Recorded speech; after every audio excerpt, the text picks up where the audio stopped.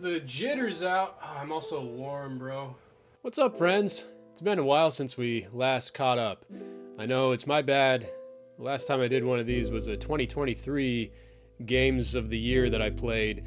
And so this year, I thought it's time I talk about the games I played in 2024. So I'm going to go all the way back, and I was looking at my Nintendo Switch catalog of games I played, and it was like 95% indie games, independently produced games, and they need a little bit more love and attention sometimes, so I figured let's talk about them. And I loved so many of these games. Some of them I was kind of half-baked about, but we'll get to that. So let's get into it, man. First game I have on the list is Chicory, A Colorful Tale. It was very fascinating from a mental health, psychological perspective. The story meandered sometimes. The boss fights were very fun and artistic. The art style is really cool. I love the painting aspect, of course. So it's like if you took Animal Crossing, Splatoon, and Zelda and mixed them all together, you get Chicory, A Colorful Tale. So if you like any of those games, I think you'll like this one. It's like a artsy adventure. You can paint all over the world. It's like a whole canvas, and it will remember what you paint in each screen, kind of like Zelda, where you move from one screen to the next.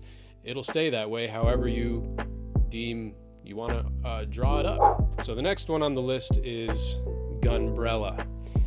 Gunbrella I really enjoyed, and it kind of has, I don't know, like a Lovecraftian horror vibe to it, so very different from Chicory. When a platformer just hits the right chord with me is when the mechanics of the gameplay, they have to be good, they have to feel good.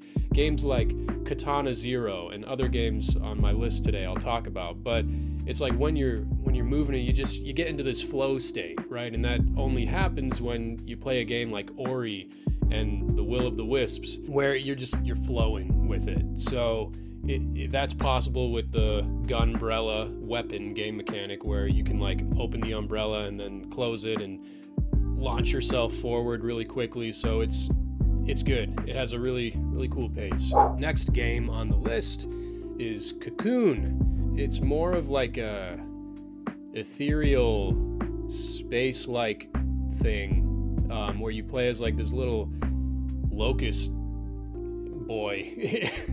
And you pick up these orbs, and then depending on like where you place them or what color the orb is, you can jump into it with another orb, and each orb is its own world. So it's like you're jumping into a world into another world. You can like level it like 3 layers deep. It was good. It was fun. It's a short game, maybe 2.5, 3 hours. Cool graphics, cool vibe. It was fun. It's just cool. And the end of it makes you not think, but makes you like just, I don't know, appreciate what you saw. It's like, whoa, that was cool. Sea of Stars is the next one on my list.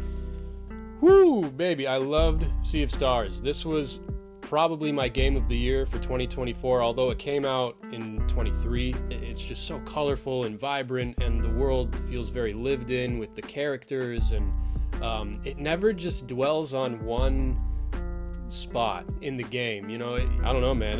There's so much I could say. I thought the battle system was awesome. It felt like it felt like Mario and Luigi Superstar Saga, or Mario and Luigi Bowser's Inside Story, like those kind of battle elements. But it's quick. It doesn't take a long time to there are no random encounters. You can see the enemies, so you can pick and choose what you want to do. The experience and level up system is quick. I mean, everything is good pacing. So that's what RPGs need. Love that game. What's next? Pepper Grinder. Okay. Yeah, this is one of the ones that I'm kind of mediocre about. Pepper Grinder looked really cool as far as, again, 2D side-scrolling pixel art. It checked all the boxes for me. I mostly enjoyed it. The thing that I did not enjoy about this game were the boss fights. I thought that the boss fights were ridiculously hard. The story is like, I didn't really get it. As far as aha moments, I felt like there should have been a little bit more of a narrative and payoff. Boss fights are animated very cool, but they are just really hard, where I had to go into the settings and slow down the speed because I couldn't react fast enough. And I'm no pro gamer, but I feel like the average gamer will struggle with bosses in that game. But the levels are fun. I could see myself playing it again. Death's Door. Death's Door. It's a very unforgiving game, and it got very high accolades. A lot of people love it. I got to a certain point in the game. Yeah, one boss just kind of killed it for me, so I did not complete this game. But I would say I probably got to like 85% done with this game. It's fun, cool collectibles, cool weapons, interesting story. I would have liked to have seen it end, but I never went back or watched a video to complete it. I just went on to the next thing. So wanted something a little more forgiving, but nonetheless, I thought it was a good game. Drink break. Tunic. Okay.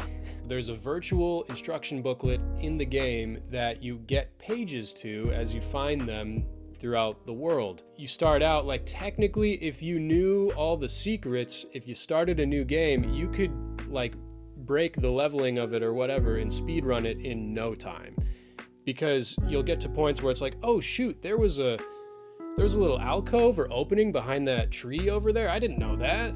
And then you might not know that until you get that certain instruction booklet page that tells you like, oh, did you know that you can crouch and do this? And then you can do something better to beat this part. Like Tunic did that very well, but the boss fights in this game on Switch, mind you, just felt so unbalanced. Like I was always underpowered, and the other thing that bothered me was like there's this dodge roll mechanic, right? And you gotta be good at the dodge roll mechanic, but it's like delayed.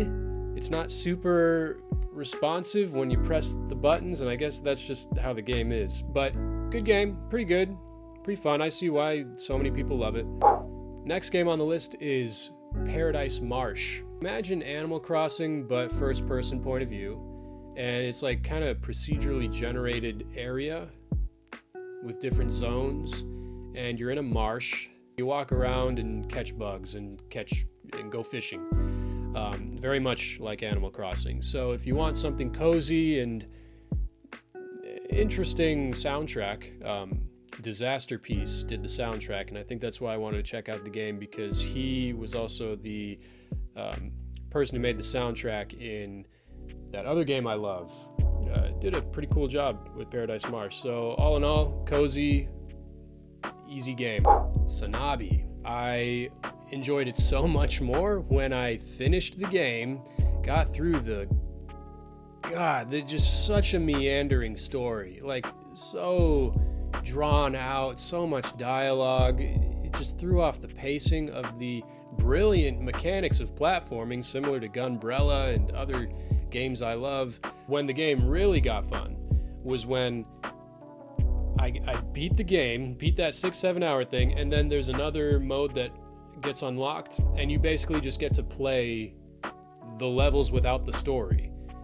And doing all of that, you can speed run, try to get a better time. Man, it really put it in perspective, because then I basically beat the whole game in about an hour. So the story and the boss fights added like 5 hours. And that's just crazy to me. But it checks out.